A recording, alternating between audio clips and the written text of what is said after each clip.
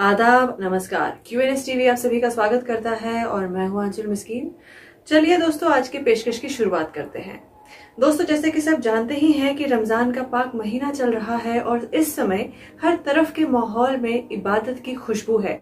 पर हम आपके सामने आज की पेशकश में शोक में डूबी एक कहानी लेकर हाजिर हुए हैं। इस कहानी की शुरुआत होती है अकून मोहल्ला फोशोर रोड से नगीन पुलिस को लाश मिलने से। ये लाश पुलिस को 7 अप्रैल को मिली।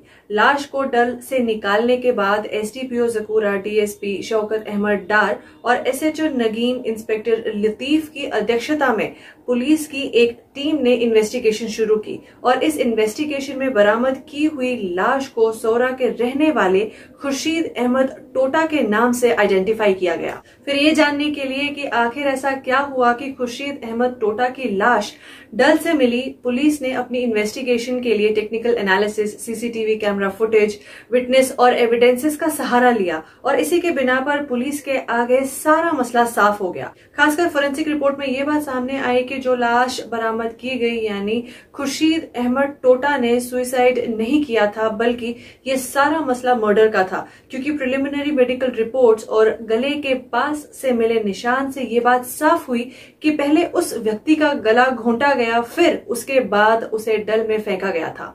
इन्हीं सब एविडेंसेस के बेसिस पे जिन जिन से पूछताछ हुई, वहीं जब घर वालों से पूछताछ की गई तो वहां उनके 2 बेटों के बयानों में पुलिस को कुछ डिफरेंस महसूस हुआ। इसी से DSP शौकत अहमद डार और इंस्पेक्टर लतीफ को दाल में कुछ काला लगा और उनका सारा शक खुर्शीद के दोनों बेटों की ओर गया। अपने इसी डाउट को क्लैरिफाई करने के लिए CCTV फुटेज और बाकी जमा किए हुए एविडेंसेस के बेसिस पे जब पुलिस ने खुर्शीद के दोनों बेटों से फिर कड़ी पूछताछ की तो वहां जाकर उन्होंने टूटते हुए अपना सारा सच पुलिस के आगे रख दिया और अपना जुर्म कबूला कि उन्होंने ही अपने पिता का कत्ल किया था।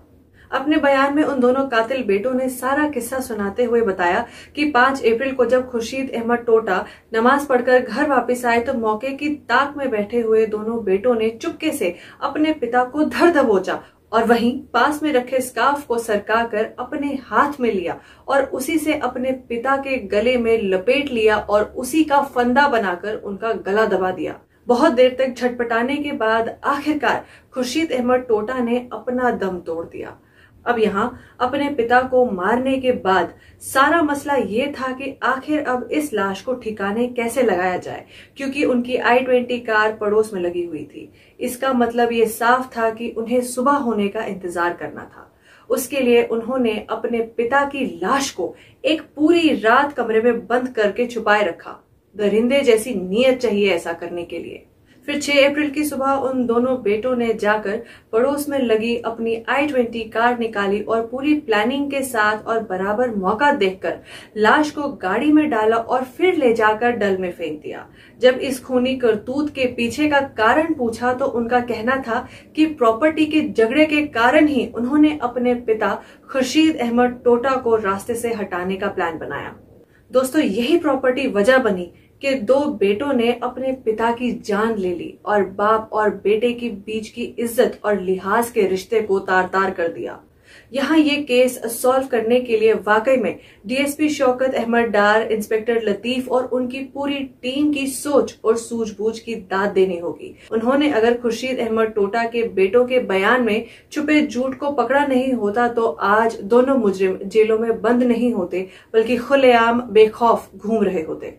तो यहाँ पुलिस के इस स्विफ्ट एक्शन को डेफिनेटली अप्रिशिएट किया जाना चाहिए। तो इसी नोट के साथ दोस्तों हम आपसे आज विदा लेते हैं।